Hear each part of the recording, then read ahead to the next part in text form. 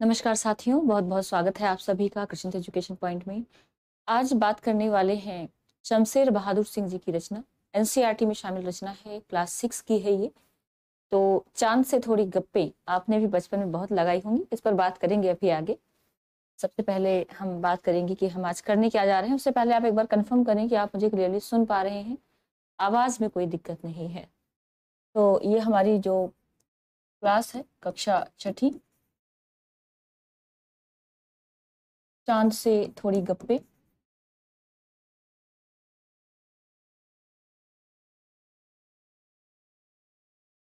गप्पे मतलब बातचीत। वैसे जब आप बिना मतलब की बात करते हैं तो उसको गप्पे बोलते हैं, और गप्पे का मतलब यहाँ से बातचीत, गप्प मारना कहते हैं ना। लिखा किसने है? शमशेर बहादुर सिंह जी ने। शमशेर बहादुर सिंह। अब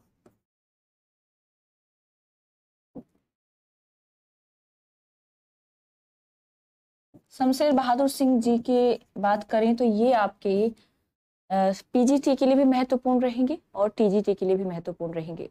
तो अगर कोई पीजीटी का विद्यार्थी है तो वो क्लास छोड़कर नहीं जाएगा। आप कम से कम जो कवि परिचय है उसको आप पूरा देखें, नोट्स बना लें, ताकि जब आपके चैप्टर में किसी क्लास में शमशेर बहादुर सिंह आएंगे तो उनको आप दोबारा नहीं पढ़ेंगे, हम डायरेक्ट उनकी रचना पर आ जाएंगे।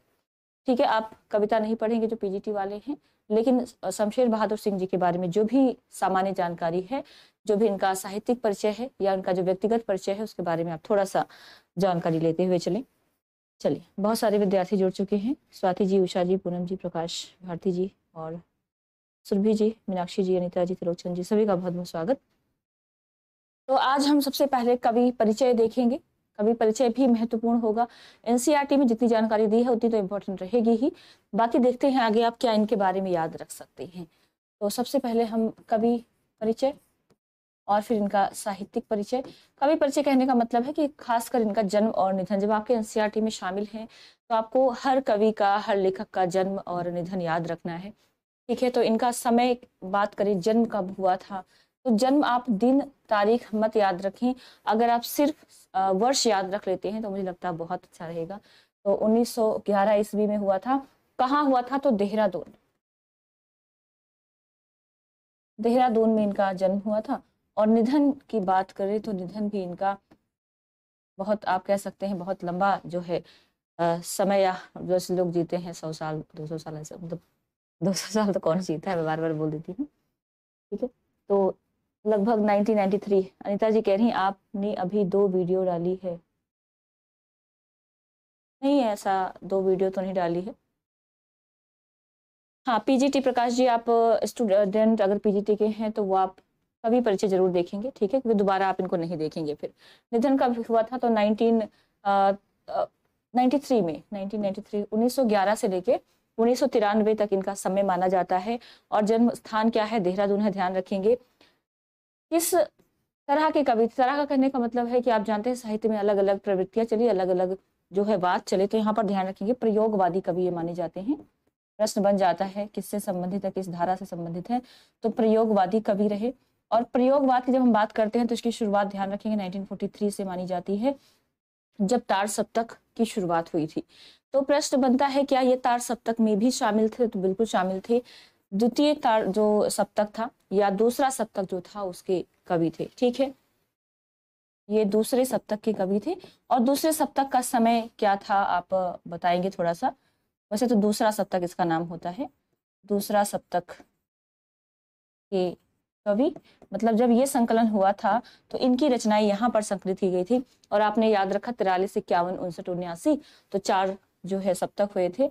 1951, 1951 ईस्वी में दूसरा सप्तक का प्रकाशन हुआ था, तो उसके अंदर इनकी रचनाएं प्रकाशित हुई थी। यहाँ से प्रश्न बन सकता है, ध्यान रखेंगे, क्योंकि जब एनसीईआरटी पढ़ रहे हैं तो वहां पर अगर थोड़ा सा भी इनके बारे में परिचय दिया गया है, सप्तक से जोड़ा गया है या प्रयोगवाद से जोड़ा गया है, तो स्वाभाविक तौर पर प्रश्न बन जाता है।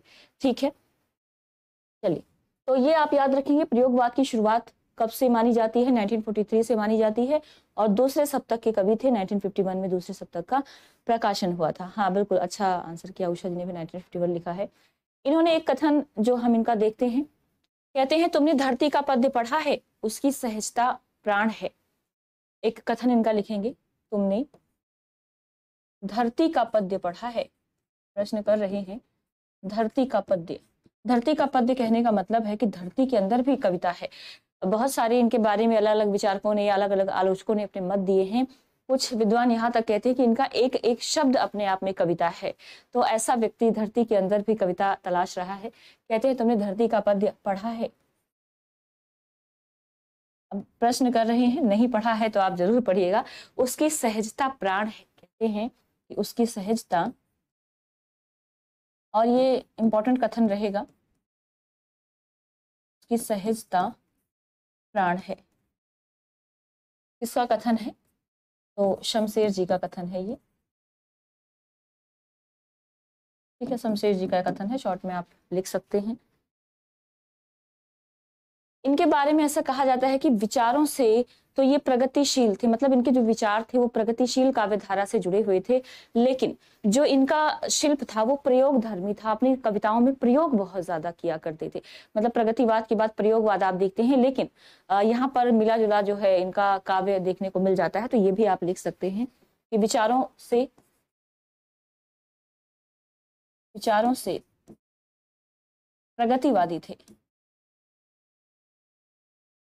विचारों से प्रगतिवादी थे, और शिल्प की दृष्टि से प्रयोग धर्मी। आप साथ साथ नोट बनाते चलें, बाद के लिए नहीं छोड़ेंगे कोई भी नोट। आप ये नहीं कहेंगे कि एक बार हम क्लास सुन लेते हैं बाद में नोट बनाएंगे, और पीडीएफ के भरोसे बिल्कुल ना रहें। जब आप अपने नोट्स खुद बनाते हैं तो बहुत सारी चीजें आपको लिखते हुए ही याद हो जाती हैं, और जब आप रिवीजन कर रहे होते हैं तो आपके अपने बनाए हुए नोट्स ज्यादा उचित होते हैं रिवीजन के टाइम पर। तो आप कोशिश करें, चैप्टर को हालांकि आप छोड़ सकते हैं, चैप्टर आप रीड कर सकते हो, आपको पीडीएफ मिलेंगे, लेकिन जितनी चीजें मैं लिख रही हूँ मेरे साथ साथ जो लिखने वाली चीजें हैं उसका आप साथ साथ नोट्स बनाते रहें, ताकि थोड़ा सा ईजी हो जाए। और जब आप कविता पढ़ते हैं या कोई पाठ पढ़ते हैं तो उसमें अगर कुछ हाईलाइट करवाती हूँ मैं, तो उसको आप अलग से जहां पर भी आपने नोट बना रखा है उसको मेंशन कर सकते हैं। ठीक है, मेंशन कर सकते हैं, या उसको अगर आपके पास पीडीएफ पहले से है बुक है तो आप उसको हाईलाइट कर सकते हैं, उसमें वहीं पर आप देख सकते हैं कि क्या है इसके अंदर। जैसे बहुत सारे शब्द हैं वो कठिन शब्द में आ जाते हैं, या बहुत सारे ऐसे शब्द हैं जिनके आप पर्यायवाची या विलोम शब्द आप देख लेते हैं, अनेक शब्दों के एक शब्द मिल जाते हैं, या फिर उसमें मुहावरे हैं, लोकोक्तियां हैं, है ना, किसी का कथन है, तो उसको आप तुरंत हाईलाइट करते हुए आगे बढ़ेंगे। तो ये थोड़ा सा आप ध्यान रखेंगे। इनकी पहचान एक बिंब धर्मी के रूप में, आप जानते हैं जो प्रगतिवाद के बाद प्रयोगवाद हुआ, तो प्रयोगवाद में लोग कविता को नए नए प्रयोग, कविता के अंदर नए नए प्रयोग बेसिकली यहाँ पर बिंब के आधार पर, मतलब आप एक तरह से कह सकते हैं कि प्रतीक ज्यादा लिए जाने लगे, या बिंबात्मक कविताएं ज्यादा लिखने लगी, जिसमें आप कह सकते हैं शब्दों के बिंब होते थे। शब्दों के माध्यम से रंग जो आप उजागर कर देते हैं, या आप स्वर भर देते हैं उसके अंदर, तो ये सारी चीजें इनके अंदर देखने को मिल जाती थी। तो ये भी आप लिख सकते हैं कि शमशेर की पहचान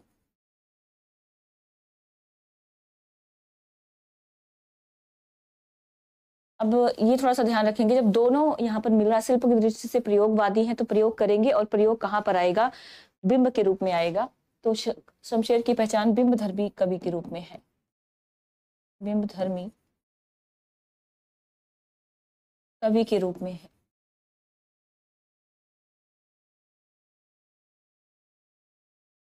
थोड़ा सा आप इनके बारे में याद रखेंगे। और इनके बारे में कहा गया एनसीईआरटी में कि बिंब धर्मिता जो है शब्दों से रंग, रेखा, स्वर और कुची की अद्भुत एक कलम कशी जो है निकालते हैं। तो ये आप देख सकते हैं इनके जो काव्यों में दिखाई देता है। एक पंक्ति इनकी आती है, ओ माध्यम क्षमा करना, इंपॉर्टेंट रहेगी। ओ माध्यम, माध्यम मतलब जिससे आप लिख रहे हैं साधन, ओ माध्यम क्षमा करना,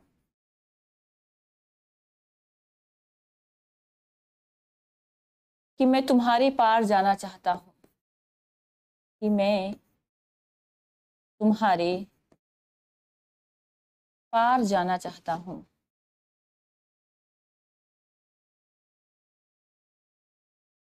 यहाँ माध्यम वो है जिससे कविता लिखी जा रही है।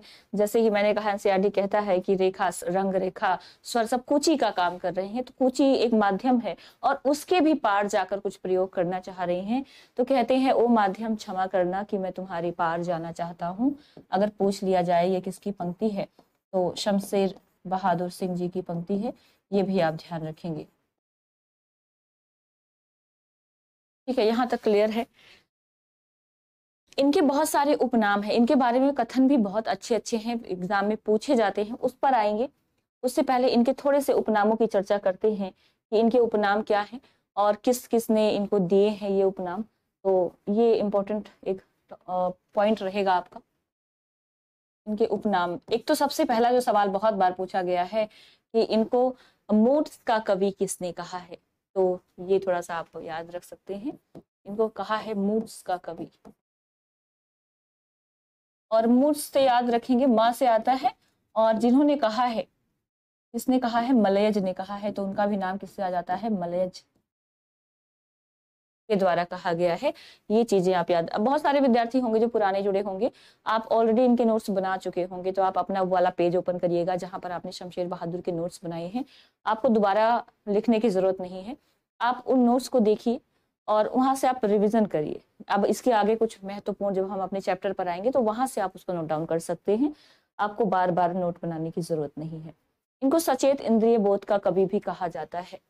क्या कहा जाता है, सचेत इंद्रिय बोध का कवि। अब यहीं से सवाल बन जाता है, सचेत इंद्रिय बोध का कवि किसको कहा जाता है, तो शमशेर बहादुर सिंह जी को कहा जाता है। इसके अलावा हम बात करें तो इनको सूक्ष्म सौंदर्य बोध का कवि भी कहा जाता है, सूक्ष्म सौंदर्य बोध का कवि, सूक्ष्म सौंदर्य बोध का कवि। और ये किसने कहा है, ये इंपॉर्टेंट हो जाता है, ये इसका तो आप छोड़ सकते हैं क्योंकि इसका उल्लेख नहीं मिलता है, लेकिन एनसीईआरटी जिक्र करता है तो आप इसको याद रख सकते हैं। सूक्ष्म सौंदर्य बोध का कवि अगर हम कहें तो मुक्ति बोध ने कहा है, डॉक्टर नगेंद्र ने भी माना है, मुक्ति बोध और डॉक्टर नगेंद्र,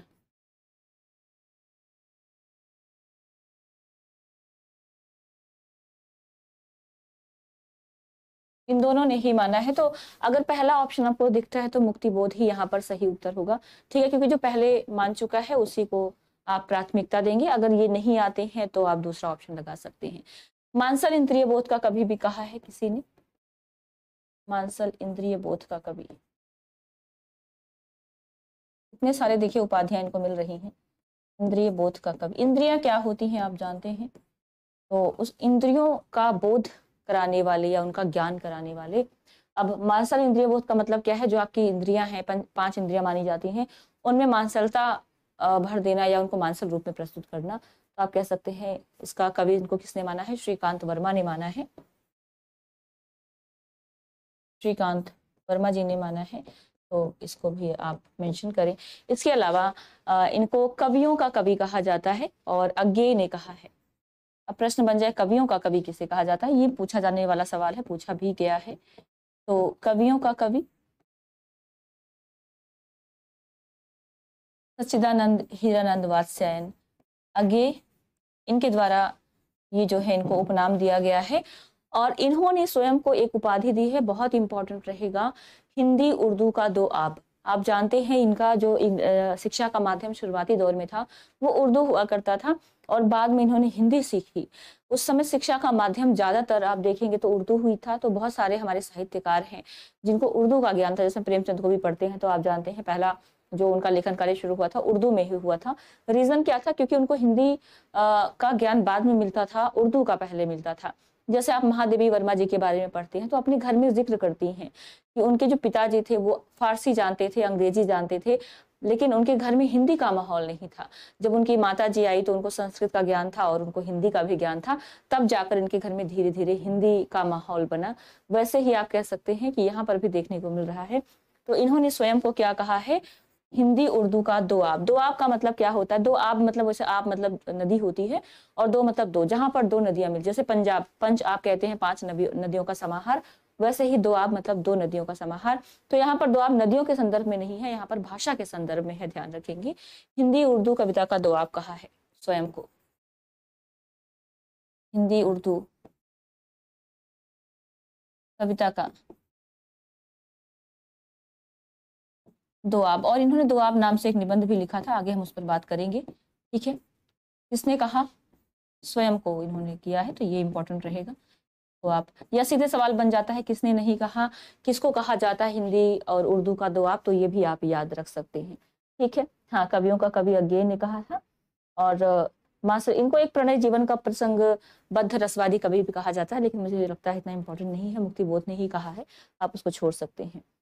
तो ये इनकी प्रमुख उपाधियां, बाकी कथन हम लास्ट में देखेंगे जो इनसे मिलते जुलते हैं।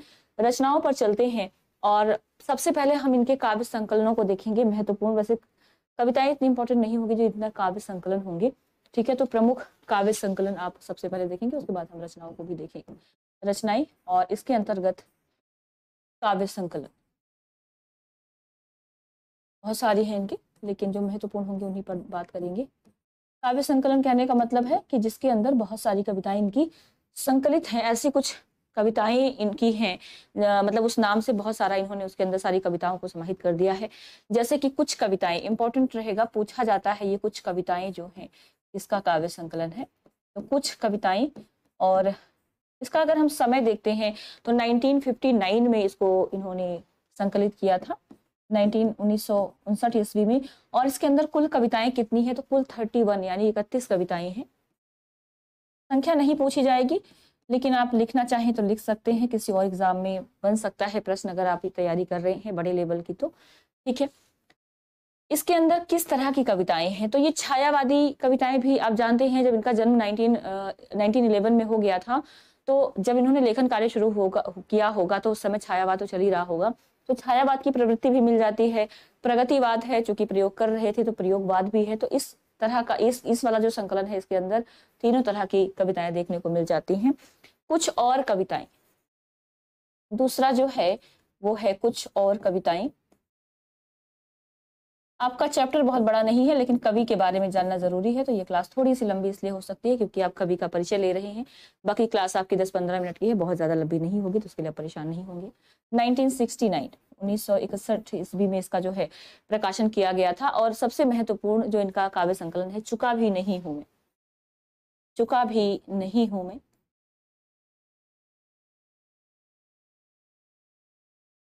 चुका भी नहीं हूं मैं। अच्छा, इसका जो समय है उसको आप याद रख सकते हैं, 1975 ईस्वी में इन्होंने लिखा था। और इम्पोर्टेंट रचना रहेगी, इम्पोर्टेंट इसलिए क्योंकि इसको साहित्य अकेडमी पुरस्कार से सम्मानित किया जा चुका है। तो 1975 की तो ये रचना है।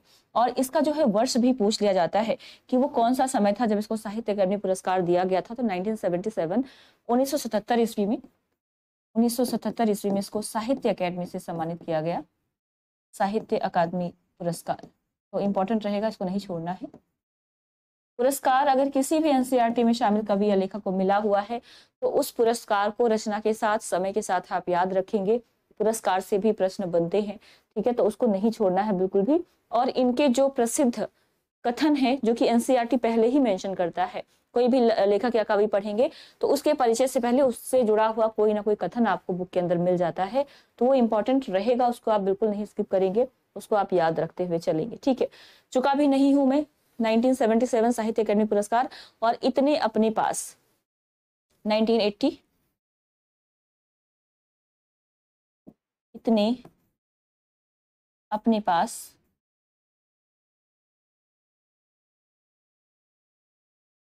इतने अपने पास 1980 ईस्वी की ये रचना है।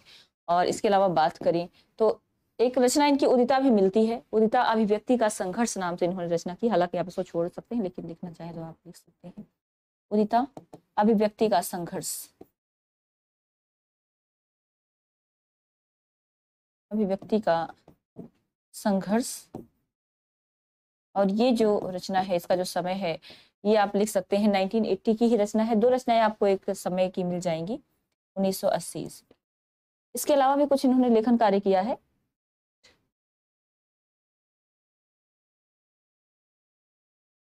ठीक है। काल तुझसे होड़ मिली मेरी एक रचना है। काल मतलब समय की बात कर रहे हैं या मृत्यु की बात कर रहे हैं, तो इंपॉर्टेंट रचना ये भी हो जाती है। इसके अलावा बात बोलेगी, कितने कर चुके थे हम? 5। एक इनकी रचना है बात बोलेगी और काल तुझसे होड़ मेरी।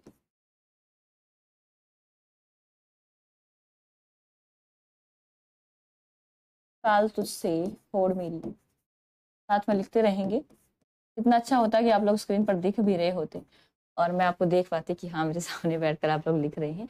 81 और 88 की रचना है, ठीक है, 1981 और 1988 ये रचनाएं आप याद रखें, इंपॉर्टेंट रहेंगी। कहीं बहुत दूर से सुन रहा हूं मैं, छोड़ सकते हैं। और भी रचनाएं हैं, सुकून की तलाश, इनके निधन के बाद जो है इसका प्रकाशित किया गया था लक्ष्मीकांत वर्मा जी के द्वारा, तो ये इंपॉर्टेंट रचना हो सकती है जो सुकून की तलाश है।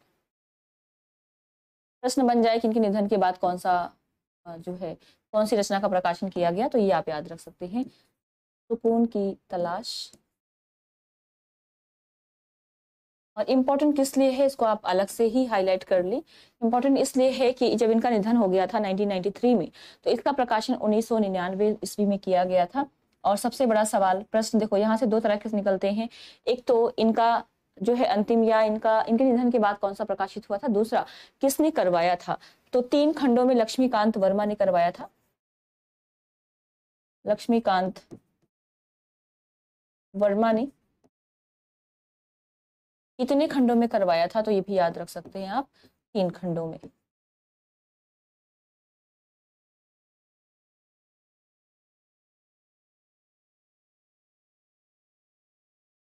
ठीक,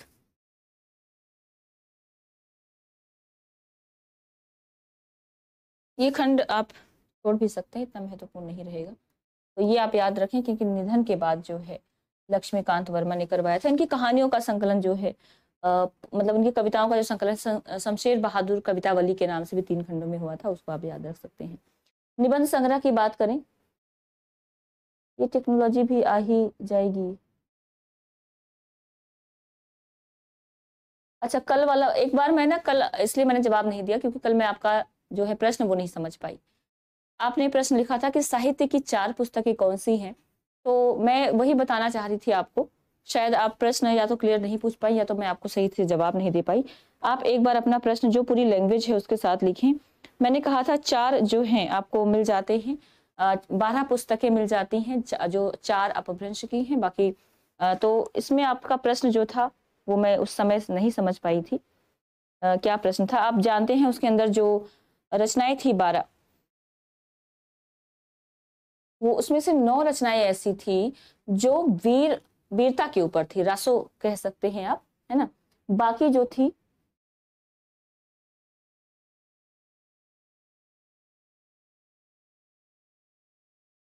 तो एक बार अपना सवाल जो है वो दोबारा लिख दें।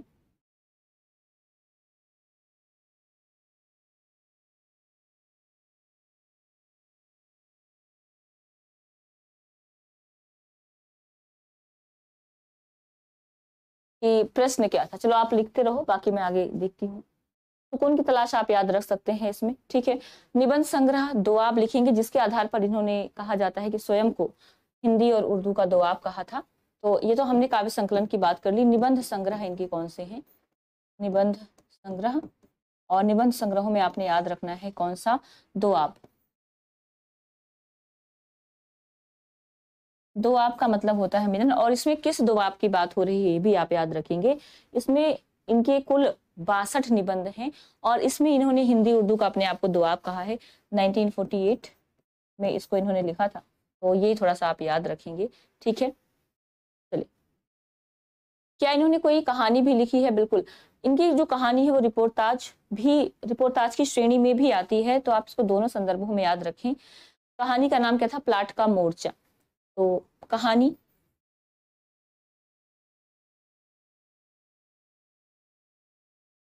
या रिपोर्टाज संग्रह भी इसको कहा जाता है।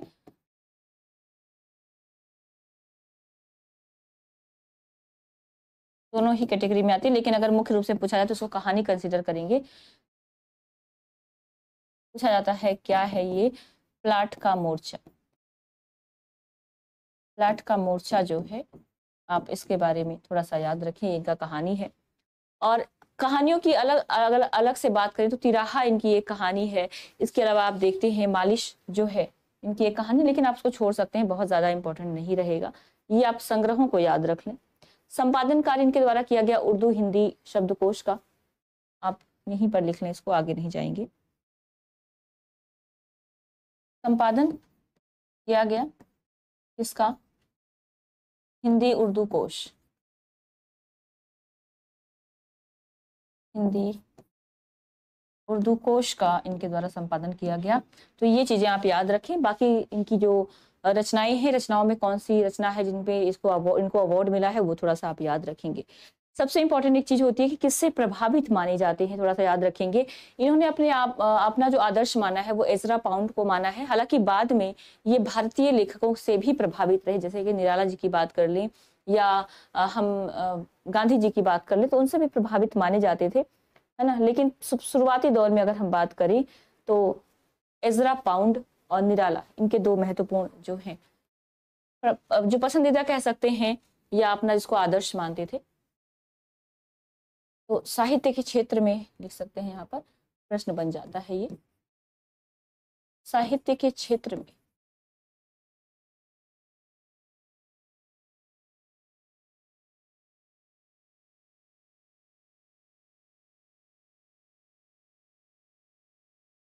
एजरा पाउंड को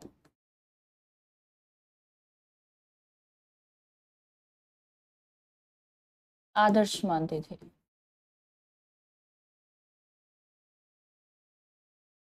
दूसरा आप कह सकते हैं बाद में इन्होंने निराला को भी जो है, निराला वैसे भी बहुत सारे लोगों के जो है आदर्श रहे हैं, तो निराला भी इनके आदर्शों की सूची में शामिल रहे थे। ठीक है,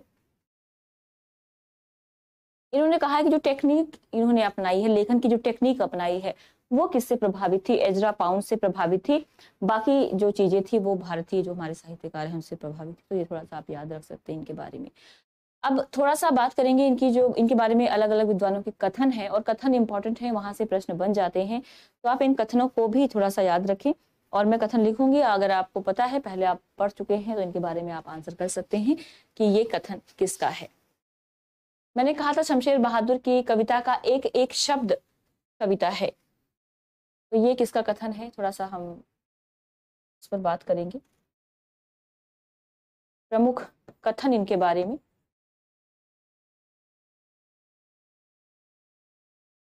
और कथन यहीं से शुरू होता है और इम्पोर्टेंट भी है। शमशेर बहादुर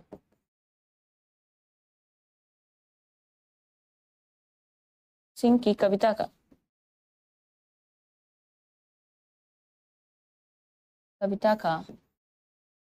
एक एक शब्द कविता है। एक एक शब्द क्या है?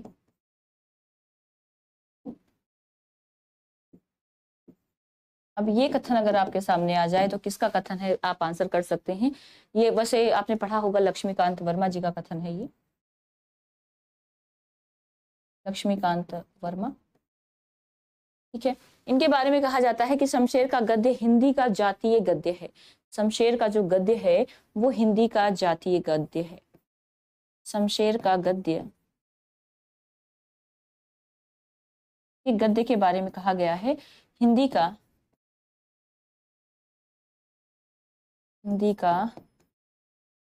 जातीय गद्य है। और इसके बारे में अगर हम बात करें तो रामचंद्र तिवारी जी का ये कथन है, रामचंद्र तिवारी।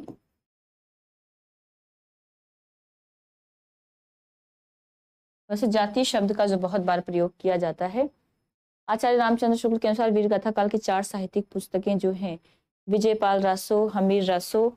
अच्छा, आपने 2 पुस्तकों के नाम दिए हैं, तीसरा शायद आप जानना चाह रही हैं। कीर्तिलता और कीर्ति पताका, बिल्कुल, शायद इसका आंसर कल आपने ही दे दिया था। 4 पुस्तकों में कीर्तिलता और कीर्ति पताका भी शामिल है। ठीक है, साहित्यिक पुस्तकों में विजयपाल रासो, अमीर रासो, कीर्तिलता और कीर्ति पताका, ये चारों शामिल है। बाकी जो हैं वो भी साहित्यिक पुस्तकें ही हैं, लेकिन इन्होंने साहित्य के आधार पर नहीं कहा है, भाषा के आधार पर डिवाइड किया है, ध्यान रखेंगे। क्योंकि 9 पुस्तकें ऐसी थी जो वीर गाथात्मक थी। 3 पुस्तकें अलग थी। तो उन 9 पुस्तकों, चूंकि वो बहुसंख्यक मानी गई, मतलब बहुत ज्यादा संख्या रासो साहित्य या हम कह सकते वीरता परक रचनाओं की थी, उसके आधार पर उन्होंने इसको वीर गाथा काल नाम दिया।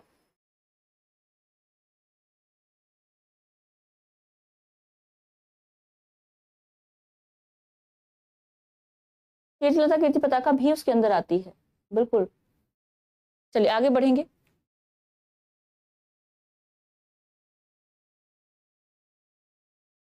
कहा गया है कि जो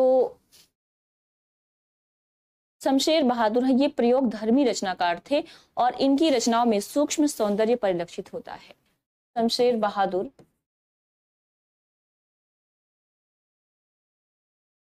शमशेर बहादुर प्रयोग धर्मी रचनाकार थे, मतलब प्रयोग करते थे, वैसे तो प्रगतिवाद के अंदर आते थे। प्रयोग धर्मी, अब यहाँ से प्रश्न बन जाए इनको प्रयोग धर्मी किसने कहा है, तो भी आपका आंसर यही होगा, प्रयोग धर्मी रचनाकार थे।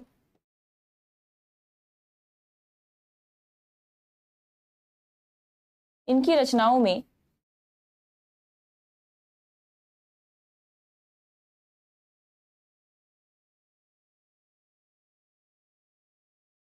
शमशेर बहादुर प्रयोग धर्मी रचनाकार थे जिसमें या जिनमें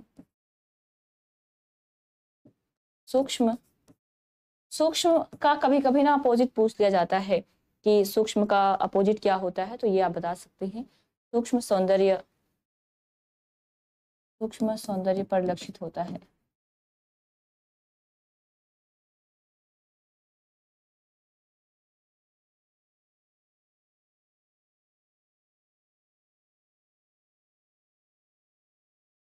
सूक्ष्म सौंदर्य परिलक्षित होता है, ये कथन किसका है?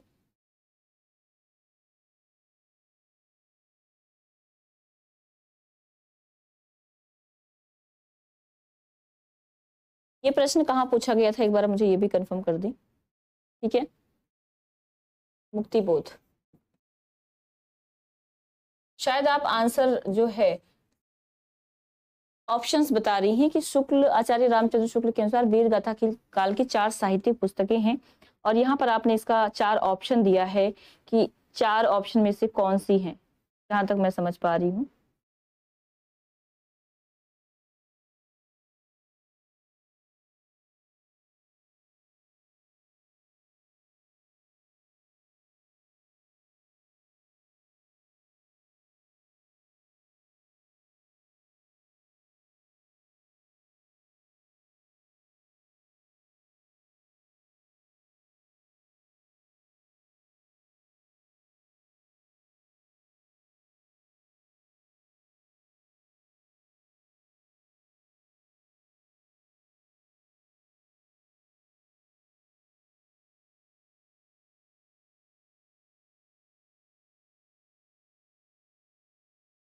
चलिए, ये जो है मैं आपके प्रश्न का जो उत्तर है मैं इसको थोड़ा सा अगली क्लास में कंफर्म करूंगी, ठीक है। विजयपाल रासो, हमीर रासो और कीर्तिलता कीर्ति पताका में से साहित्यिक पुस्तकें किसको माना है, ये मुझे लगता है थोड़ा कंफ्यूज करने वाला सवाल है, क्योंकि भाषा के आधार पर विभाजन तो समझ आता है, साहित्य के आधार पर नहीं समझ आता है।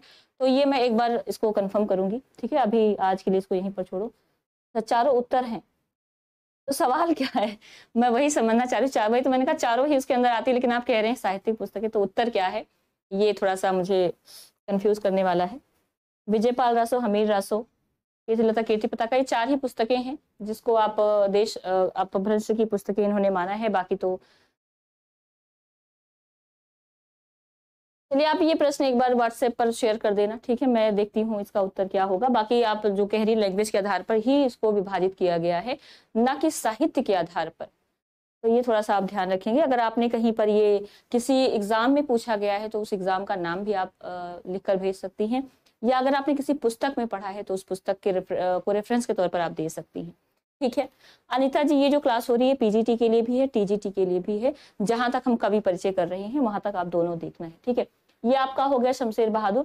थोड़ा सा मुझे लगता है आप भगवती जी, आप थोड़ा सा इस पर विचार करेंगे, कहाँ पर ये पूछा गया था, उसका एग्जाम का नाम या बुक का नाम आप भेज सकते हैं। साथ में ये प्रश्न आप व्हाट्सएप करिएगा, स्क्रीन पर नंबर चल रहा होगा, वैसे आप पता है आपको व्हाट्सएप कहाँ करना है, ठीक है। ऐसे मैं आंसर नहीं करूंगी, एक बार कंफर्म करूंगी, क्योंकि आंसर जो है वो कंफर्म होना चाहिए। चलिए, तो ये तो हो गई इनकी महत्वपूर्ण। शमशेर की शमशेरियत, शमशेर की शमशेरियत,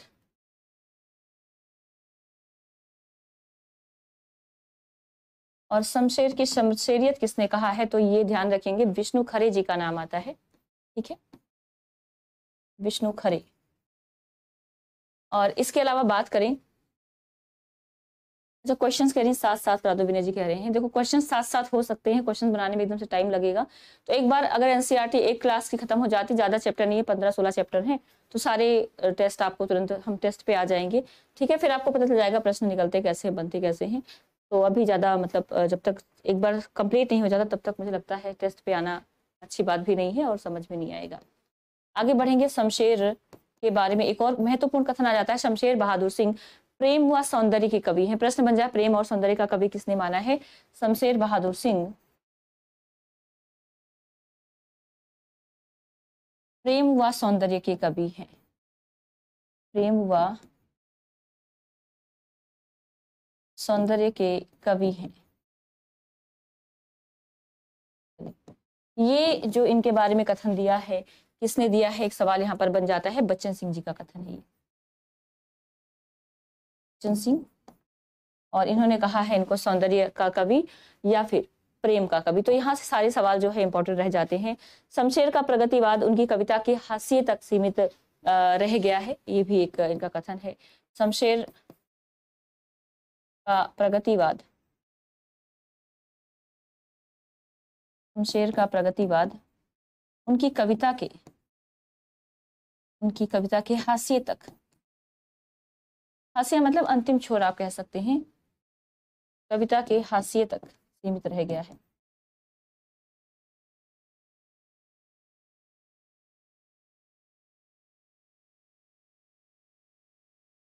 सीमित रह गया। और ये कथन किसका है? विजय देव नारायण शाही।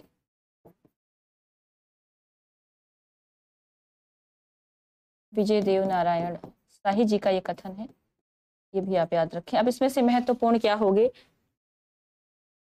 मीना जी कहिए नया एडमिशन लिया है, तो बहुत बहुत स्वागत आपका।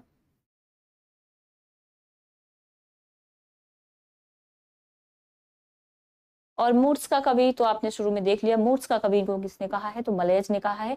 मुझे लगता है इससे बाहर कुछ भी आने की संभावना बिल्कुल नहीं बनती है, क्योंकि इससे ज्यादा कुछ पूछा जाने जैसा कुछ है नहीं। ठीक है, इनके बारे में कुछ रचनाएं भी हुई हैं जो इन्हीं पर आधारित हैं, तो उसको भी थोड़ा सा आप देख लेंगे। शमशेर बहादुर पर आधारित साहित्य आप कह सकते हैं,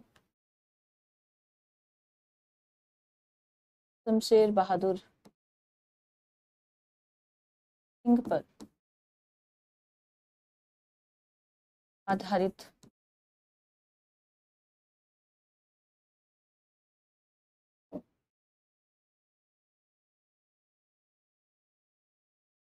अब लेखन कार्य इनके ऊपर क्या क्या किए गए, क्योंकि कई बार प्रश्न यहाँ से बन जाता है कि किसने किसको मतलब क्या लिखा है। तो एक आलोचना पत्रिका थी और उसका सहस्त्राब्दी जो अंक था कह सकते हैं, उसमें उन्होंने 40वां जो अंक था किस पर केंद्रित था। एक सवाल ऐसा बना हुआ था कि विशेष अंक, इनके ऊपर विशेष अंक किस पत्रिका ने निकाला था। तो जो आप जानते हैं बहुत सारी ऐसी पत्र पत्रिकाएं होती हैं, जब किसी साहित्यकार का की जन्म तिथि आती है या उनकी पुण्य तिथि आती है, तो उन पर विशेष एक अंक निकाला जाता है। ठीक है, तो आलोचना जो आलोचक पत्रिका है उसमें भी निकाला गया था, उसको आप याद रखेंगे। आलोचना नहीं, आलोचक पत्रिका है। और इसका जो है संपादन कार्य उस समय किसने किया था? अरुण कमल ने किया था, ध्यान रखेंगे। संपादक उस समय के थे अरुण कमल, और इन्होंने संपादन कार्य किया था। ये पत्रिका जो थी उसकी सहस्त्राब्दी कह सकते 100 साल की अंक पर,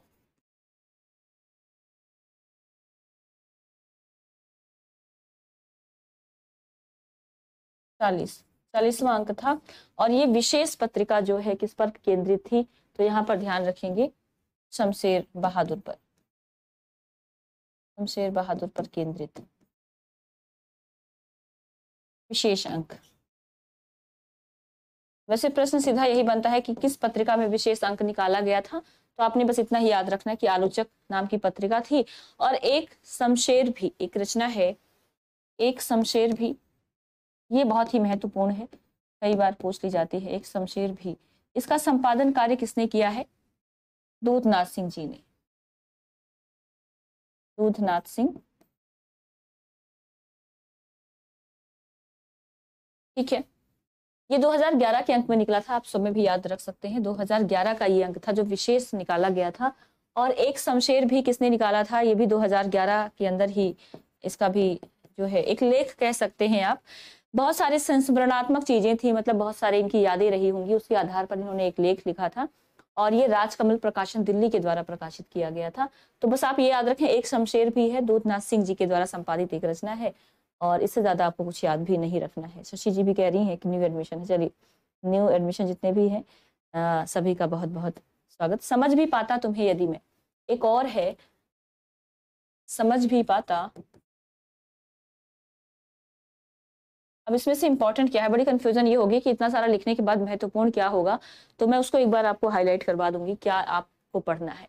समझ भी पाता, वैसे पढ़ना तो सारा ही पढ़ लेंगे, नुकसान कुछ नहीं होगा, फायदा ही होना है। अगर आप पढ़ पाते सारी चीजें तो बहुत कम संभावना रहती है कि कुछ आपसे छूट जाए। पाता तुम्हें यदि मैं, क्योंकि जब आप पढ़ ही रहे हैं तो क्यों ना हम पूरा ही पढ़ लें, है ना, छोड़ने की जरूरत ही क्या है। ये 2012 में प्रकाशन किया गया था। ये सारे ध्यान रखेंगे, इन पर आधारित कुछ ना कुछ ऐसा किया गया। इनकी 13 कविताओं का ये संकलन निकाला गया था। ये क्या था? 13 कविताओं का संकलन है, मतलब इनकी जो अलग अलग कविताएं थी उन कविताओं को एकत्रित कर दिया गया और उसके बाद एक संकलन तैयार किया गया। और संकलनकर्ता कौन थे उनका नाम आप याद रख सकते हैं, मदन सोनी, यानी जो संपादक थे वो मदन सोनी थे। संपादक मदन सोनी।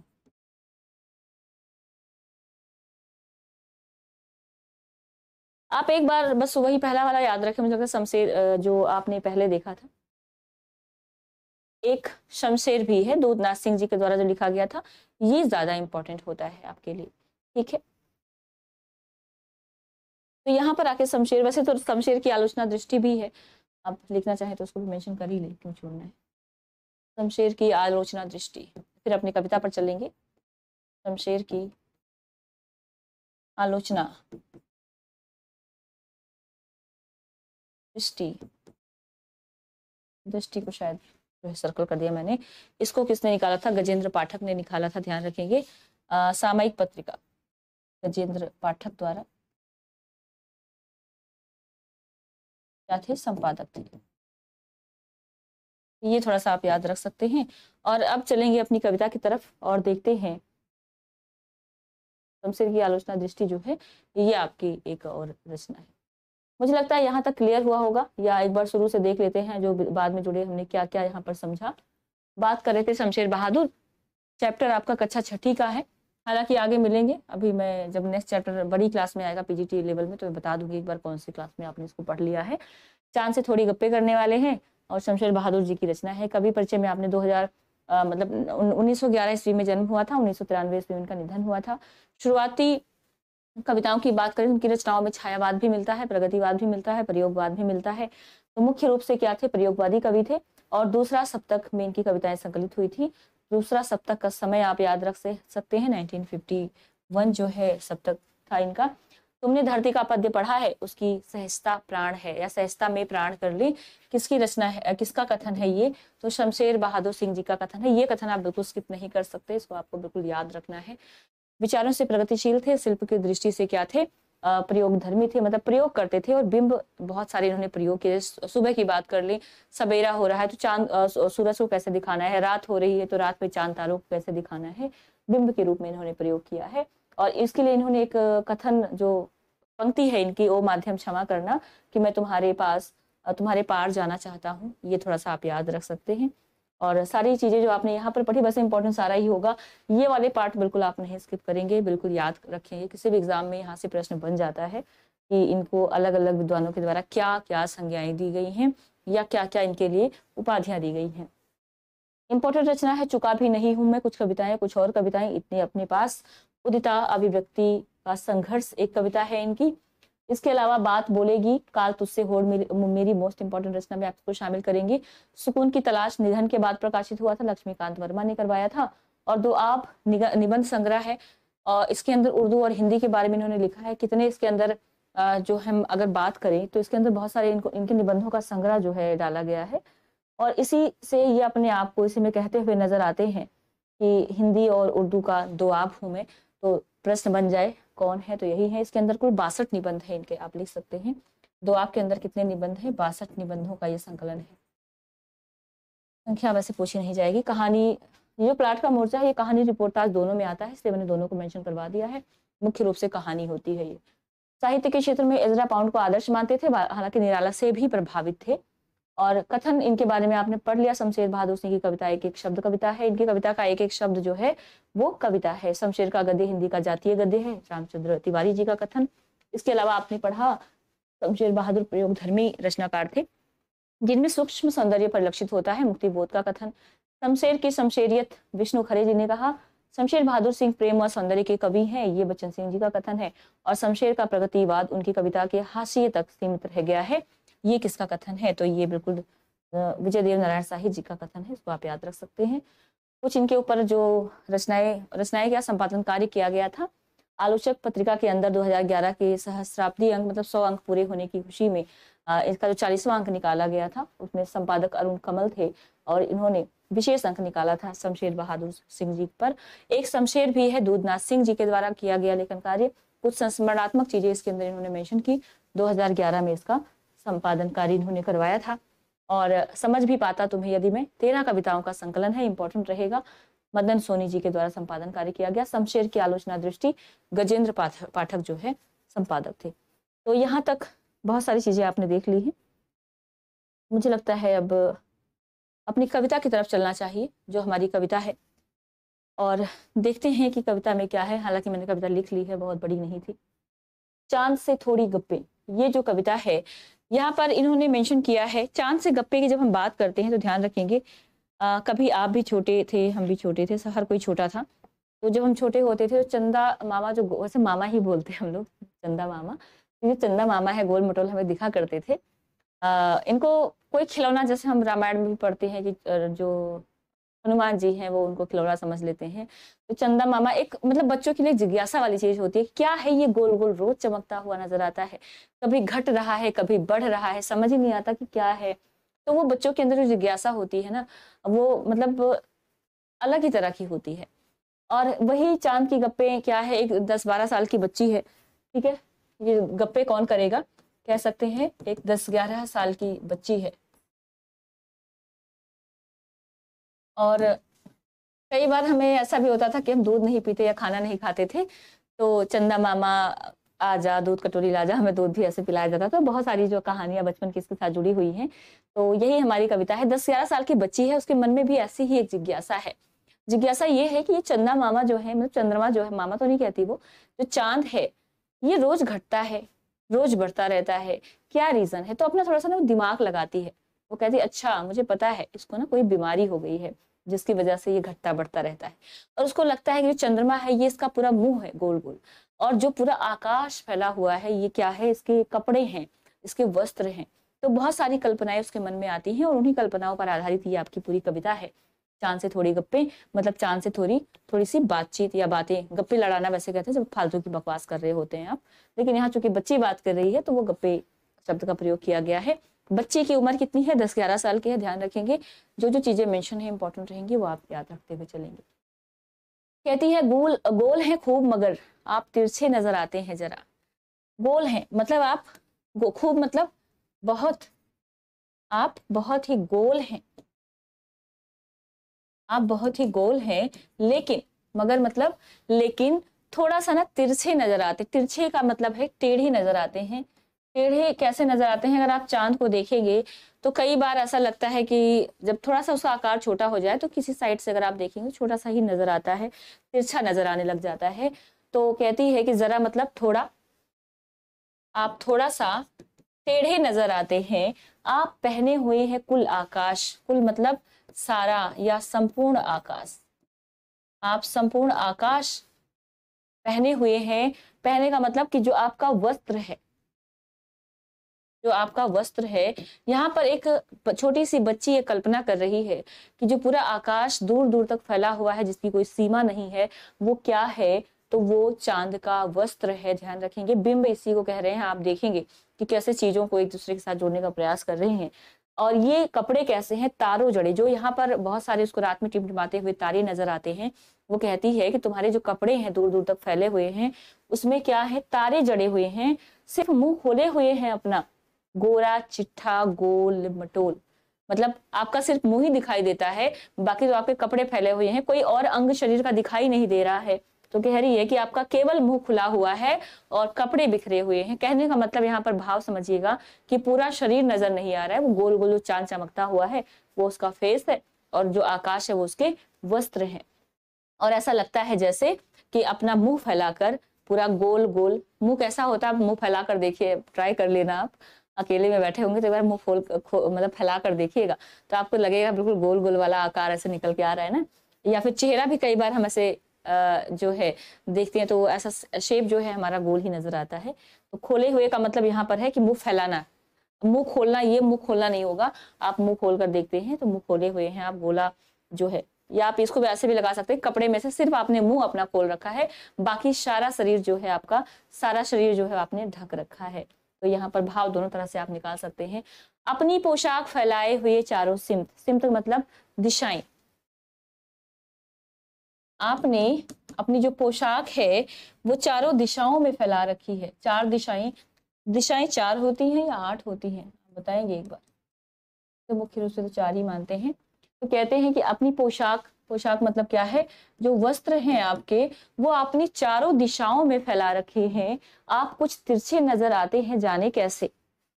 खूब है गोकी, कहते हैं तो पूरा वस्त्र आपने, कपड़े पूरे फैला रखे हैं, आप थोड़े से, पता नहीं क्यों, जाने कैसे, सवाल कर रही है। थोड़ा यहाँ पर सोचने वाला भाव आ रहा है कि एक बच्ची है छोटी सी, वो कह रही है पता नहीं कैसे इतने तिरछे से नजर आ जाते हैं। खूब है गोकी मतलब बहुत अच्छा, मतलब अच्छी, आप कहते हैं ना कि बहुत अच्छा, मुझे बेवकूफ समझ रखा है। तो खूब है गोकी मतलब आप बहुत ही चालाक ऐसा नजर आ रहा है, या चालाक वाला भाव निकल के आ रहा है। वाह जी वाह, बहुत चालाक बनते हो, वाह वाह शब्द का प्रयोग करते हैं ना यार, अच्छा मुझे बेवकूफ समझ रखा है, तो ऐसा वाला भाव जब आने लग जाए। हमको बुद्धू ही निरा समझा है, या निरा मतलब पूरी तरह से, या बिल्कुल, या पूरी तरह से आप कह सकते हैं कि आपने हमें, बुद्धू मतलब बेवकूफ, आपने हमें पूरी तरह से बेवकूफ ही समझ रखा है। ऐसा लगता है जैसे हम समझते ही नहीं। क्या नहीं समझते? कि आपको कोई बीमारी है। वो कह रही है कि तुम ऐसे जो छोटे बड़े होते रहते हो, ये मुझे पता है क्या है, तुम्हें लगता है कि मुझे पता नहीं, मुझे सब पता है। और पता क्या है? कि तुम्हें कोई बीमारी है, जिसकी वजह से तुम कभी छोटे हो जाते हो, कभी बड़े हो जाते हो। इसका मेन रीजन क्या है वो आप देंगे। यहाँ पर एक जो है, इसके पीछे एक भाव छुपा हुआ है। छोटे बड़े होने का मतलब क्या है, ये आप गौर रूप में देख सकते हैं कि क्या रीजन है छोटे बड़े होने का। लेकिन जो बच्ची है वो यही समझ रही है कि उसको कोई बीमारी है, जिसकी वजह से वो छोटा और बड़ा हो जाता है। यहाँ पर देखिएगा, हम समझते ही नहीं जैसे कि आपको कोई बीमारी है, ये शब्द प्रयोग किया गया होगा। क्या इन पंक्तियों में आपको कोई अलंकार भी नजर आ रहा है? एक बार आप बताएंगे। कहती है आप घटते हैं तो घटते ही चले जाते हैं, मतलब जब घटने लग जाते हैं, आप देखते हैं चांद एक बार थोड़ा सा घटता है, फिर दूसरे दिन थोड़ा सा घटता है, फिर तीसरे दिन थोड़ा सा घटता है। तो कहती है जब आप घटना शुरू होते हैं ना तो घटते ही चले जाते हैं, और जब आप बढ़ते हैं तो बस, यानी कि मतलब कहने का भाव समझिए कि बढ़ने लग जाते हैं तो बस बढ़ते ही चले जाते हैं। मतलब कोई लिमिट नहीं है, जब आप घटना शुरू हो तो घट जाए, और बढ़ना शुरू हो जाए तो बढ़ते चले जाए। दम नहीं लेते, दम नहीं लेते मतलब एक तरह से आप कह सकते हैं सांस नहीं लेते या राहत नहीं लेते, जब तक कि बिल्कुल, यहाँ पर शब्द प्रयोग किया गया है, ध्यान रखेंगे, शब्द बिंब है यहाँ पर।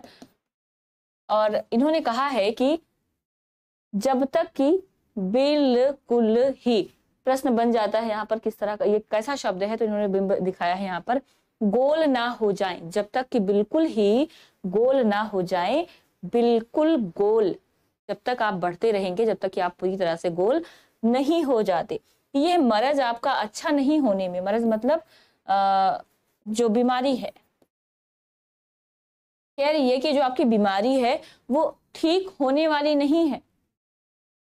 मतलब यहाँ पर क्या कहा, होने में थोड़ा सा इन्होंने स्पेस दे दिया है कि बच्ची की जो भावनाएं हैं वो क्या कह रही हैं, कि सोचते हुए कहती है कि आता नहीं है, मतलब ठीक होने को नहीं है जो आपका ये मरज है या जो आपकी ये बीमारी है। तो कुल मिलाकर आपकी जो कविता है उसके अंदर एक छोटी सी बच्ची के माध्यम से ये दिखाने का प्रयास किया गया है कि जो प्रकृति है, एक तरह से आप कह सकते हैं मानवीकरण अलंकार आपको इन पंक्तियों में मिल जाएगा, क्योंकि चांद जो कि नेचुरल चीज है ना, उसको यहाँ पर एक इंसान के रूप में, बीमारी इंसान को होती है, ध्यान रखेंगे, बीमारी इंसान को होती है, किसी प्राणी में होती है, तो उसको आप अगर अलंकार के रूप में देखेंगे तो इस कविता के अंदर आपको मानवीकरण अलंकार मिल जाएगा, क्योंकि यहाँ पर मानव का रूप दे दिया गया है। हालांकि वो एक बच्ची की कल्पना ही है, लेकिन पूरी कविता को आप मानवीकरण अलंकार के रूप में देख सकते हैं कि चंद्रमा को क्या बना दिया गया है, कोई इंसान, कपड़े तो इंसान ही पहनेगा, है ना, तो वैसे भी आप रिलेट कर सकते हैं। मानवीकरण अलंकार शब्द बिंब का यहाँ पर प्रयोग किया गया है। और कुछ सवाल जो इसके ग्रामर से निकलते हैं, जैसे कि चांदनी, चांद से शब्द, चांद से आप यहाँ पर विशेषण पूछा गया इसके अभ्यास के अंदर कि चांद से क्या बनता है, चांदनी, तो उसके अंदर आपने कौन सा प्रत्यय लगाकर विशेषण बनाया। इसमें बहुत सारे ऐसे शब्द आपको मिलेंगे जो आपको बाद में टेस्ट के रूप में मिल जाते हैं। यानी कि मतलब होता है, अर्थात क्या है ना, कि लगातार बढ़ते ही चले जाते हैं। तो ये जो आपका चैप्टर था, चैप्टर मैंने कहा था बहुत बड़ा नहीं है, मेन है आपकी कवि, तो आप उनको अच्छे से एक बार रिवाइज कर लेंगे। बाकी कविता में मानवीकरण अलंकार है, बिंब का प्रयोग किया गया है, और जो प्रश्न बनेंगे वो हम लास्ट में, अब ज्यादा चैप्टर बचे नहीं, 4 हो गए हैं, 7-8 चैप्टर और हैं, ठीक है, बीच में छुट्टियां पड़ेंगी तो उसको हम लोग जल्दी कवर कर लेंगे। तो सिलेबस, कल किसी ने पूछा था क्या सिलेबस कवर हो जाएगा, बिल्कुल हो जाएगा, सिलेबस की चिंता ना करें आप। यूपी वालों को मैं बता दूं, जो यूपी वाले विद्यार्थी, आपका सिलेबस ऑलमोस्ट कंप्लीट हो चुका है। 2-3 चैप्टर आपके ग्रामर के हैं, वो मैंने इसलिए रोक रखा है क्योंकि केवीएस में भी वो चैप्टर आपके शामिल हो गए हैं, तो जब वो चैप्टर हम ये हो जाए एक बार तो उसको हम कंप्लीट कर लेंगे। बाकी जो यूट्यूब पर क्लासेस चलती हैं, हालांकि आज नहीं होगी, तो जो भी टेस्ट होता है उसमें आप जरूर शामिल हों, उन प्रश्नों को आप सॉल्व करें। कहीं पर कोई दिक्कत होती है तो आप बिल्कुल कम्युनिकेट कर सकते हैं, व्हाट्सएप कर सकते हैं, मैसेज कर सकते हैं, वहां पर अपनी जो प्रैक्टिस है वो नहीं छोड़नी है, ठीक है, प्रैक्टिस नहीं छोड़नी है, क्योंकि बहुत सारे विद्यार्थी कह रहे थे कि यूपी वाली क्लासेस बंद मत करिए, बंद नहीं हुई है, आपके पास इनफ क्लासेस है, इतनी सारी हैं, आप उसको रिवाइज करिए, बार बार देखिए, अपने नोट्स पढ़िए, पीडीएफ पढ़िए, तो ऑप्शन बहुत सारे हैं आपके पास पढ़ने के लिए। बाकी जो बची हुई क्लासेस हैं, रिवीजन जो एक क्विक रिवीजन होता है, उसको जब आपकी डेट अनाउंस हो जाएगी तो बिल्कुल कर दिया जाएगा। अभी कोई मुझे ऐसा फायदा नजर नहीं आ रहा है। बाकी जो टेस्ट चल रहा है, प्रैक्टिस चल रही है, उसको आप करते रहें, उसमें आपके बहुत सारे जो सवाल हैं वो रिवीजन के तौर पर आ जाते हैं, ठीक है। तो यूपी वाले जो विद्यार्थी हैं वो ये ना कहें कि आपकी जो क्लासेस है वो नहीं हो रही हैं, आपकी क्लासेस बिल्कुल हो रही हैं, जो टेस्ट है वो आप ही के लिए है, बाकी अलग विद्यार्थियों के लिए कुछ नहीं था, ठीक है। तो आज के लिए इतना ही, मिलेंगे फिर, और यूट्यूब पर कोई क्लास नहीं है तो आप अपनी सेल्फ प्रैक्टिस करिए। बहुत बहुत धन्यवाद सभी का। और भगवती जी आप हाँ, आप जो है व्हाट्सएप कर देंगी, मैं वहां पर आपको रिप्लाई दे दूंगी, और कल मैं इसको क्लास में भी क्लियर करूंगी अगर मुझे सवाल जो है आपका समझ आया तो, क्योंकि आपका सवाल जो है बड़ा पेचीदा, लैंग्वेज ही नहीं समझ आ रही है आपकी। चलिए, तो बहुत बहुत धन्यवाद सभी का। और बहुत सारे विद्यार्थी जुड़े थे, मीनाक्षी जी, अनिता जी, लोकचंद जी, उषा जी, नरेंद्र जी, शशि जी, प्रकाश भारती जी। पीजीटी के लिए आज नहीं करेंगे प्रकाश जी, आज ये पीजीटी के लिए जो लेखक है उनको आप लिखें अलग से, ठीक है, बाकी जो चैप्टर है उसको हम देखेंगे, कल देख लेंगे, कोई दिक्कत नहीं है।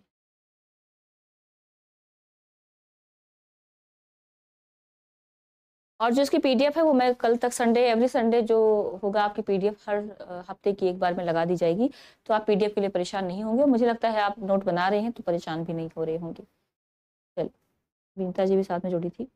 बहुत बहुत धन्यवाद आप सभी का, मिलते हैं फिर अगली क्लास में।